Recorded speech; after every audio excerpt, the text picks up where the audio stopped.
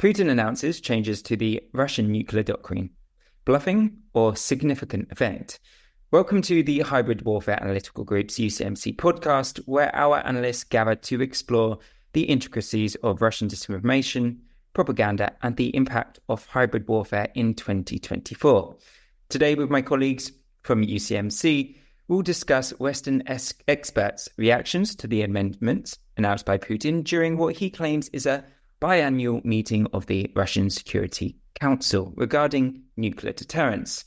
But what do these theatrics actually mean? Do they generally bring the world closer to the brink of nuclear war, or are they just another round of empty threats aimed at interfering in the US election? Perhaps they are merely intended to deny Ukraine the West's green light to strike into Russia, or simply an attempt to appease Russian propagandists who are sick of their countries appearing weak under Putin's ever-changing red line rhetoric. But before we begin, let me introduce you to my colleagues who are both analysts, the head of the Informational Warfare Group, and experts in Russian disinformation. We have Nastya, Volodymyr, and Tori. Thank you guys for coming on today. So let's start with you today, Tori. What we want to know is more about the Russian propagandists' reaction. What have they been saying? How have they reacted to the recent news?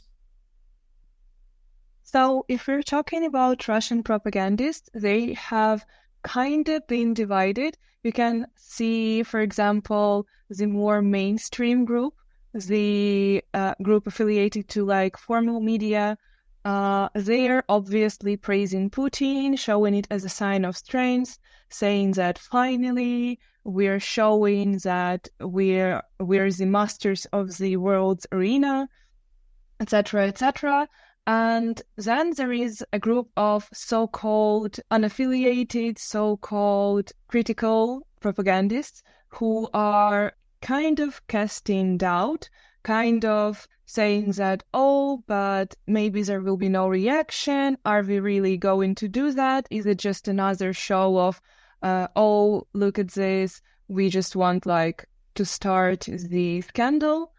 However, what I wanted to point out is that even this critical group, it's not a criticism of actually, oh no, this is nuclear warfare, what are we doing? No, it's not that. It's more of a, oh, but are you really going to go through with that? More of a, choosing political figures close to Putin or who are actually among those mainstream figures and just saying, oh, but this one is weak. We think this one is weak. We think they will not do this. So it's more of a just basically casting shade on some of the figures around Putin and just generally saying, oh, but we want to actually see you do this. We want to see you do this, this sort of rhetorics. So if I understand correctly, basically you're saying these Russian unaffiliated propagandist officials, they're more kind of trying to create that balance of rhetoric, yeah? So balance between the state and the unofficial side to say that, okay, the state propagandists are saying, yes, we're for this means strength. And the unofficial side is more a propagated unofficial side. So it's still controlled to a certain extent. Yes, because even if you check the narratives they're showing, it's not that they criticize the Putin's regime. It's not that they're criticizing. It's not that they're criticizing the idea of implementing changes to the nuclear doctrine. They're mostly criticizing either specific figures or they're criticizing, oh yes, we're doing it and this is the right decision. The only thing that's wrong is should have done this earlier, maybe should do it right away, this sort of thing. So they're still pro this idea of the new nuclear doctrine. Cool. Perfect. Thank you very much, Tori, for your analysis. It's very, very interesting to hear. But now we're going to go into more of the Western media side. So, Nastya, I know you've been paying quite a lot of attention to Western media and how they've been reacting. How have they been reacting? Have they fallen for these threats? Do they see it as a excuse to nuclear war going to be starting, that we are just an inch away from it? Or has it kind of, this fear worn off? It's not the first time that Putin has warned of nuclear war? What have you been seeing? Matt, you have such an eye for predictions because exactly what you just say, there's three main narratives and three main accents which Western media uses when covers the Kremlin's latest nuclear threats. For example, CNN and BBC highlight the growing tensions created by new changes in Russia's nuclear doctrine. The Kremlin says that the use of atomic weapons is possible in the event of an attack by a non-nuclear country with the support of a nuclear state. And this topic increases the risk of a confrontation with NATO.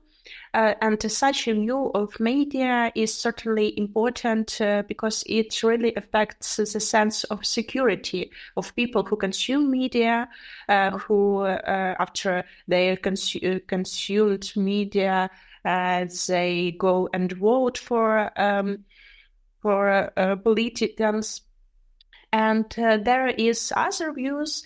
The New York Times and The Guardian focus on how the Western responds to threats, noting that previous such statements by Moscow have not led to changes in the strategy of deterring the West.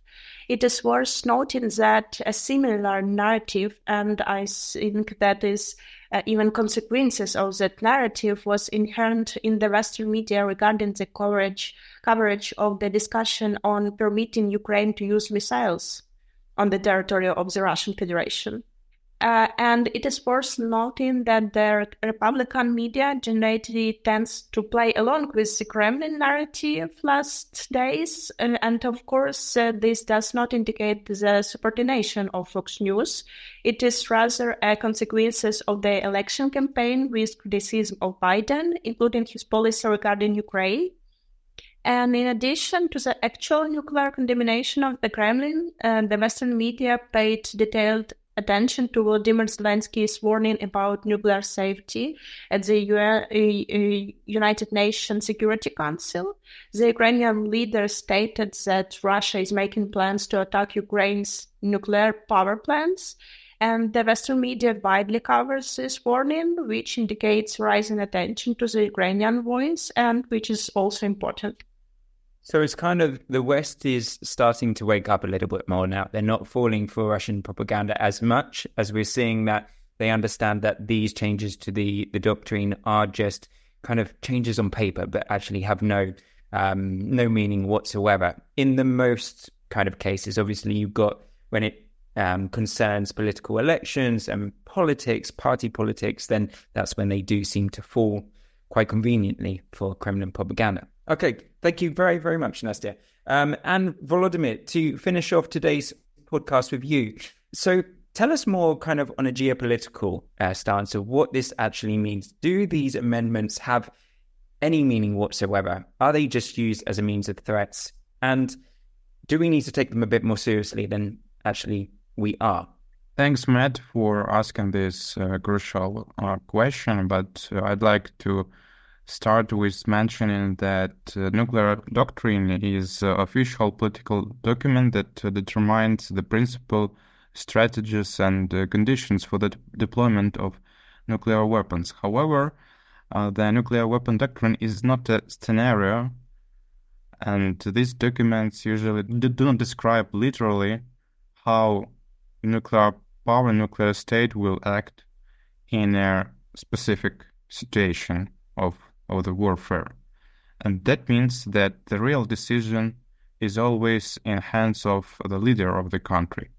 And given that Russia is not a law-based state, which is operate under the rule of the law, with separation of powers, with counterbalancing, that means that the only way for Russia and the only scenario from my perspective when Russia will launch its nuclear will happen if Putin will fear the threat to himself or his family. Because... Does this mean, is this why the doctrine seems rather vague? Like, for example, it says we can reserve the right to use nuclear weapons if a massive attack of ballistic missiles, drones, blah, blah, blah, were all used at the same time. But what does it actually, what does massive attack actually mean? Is that why the doctrine remains quite unclear? Yes, absolutely. The principles of this doctrine is they are washed from the beginning, because if you have a look and if you read the doctrine literally, you will mention that Putin has all the rights to impose nuclear weapon against Ukraine right now, because from Russian perspective, from the perspective of Russian constitution, Ukraine is occupying Russian territories in Kherson region, in Zaporizhia, in Donetsk region, and also in Lugansk Oblast. And also Ukraine launched its incursion against Kursk, historical Russian territories, which is recognized by international community.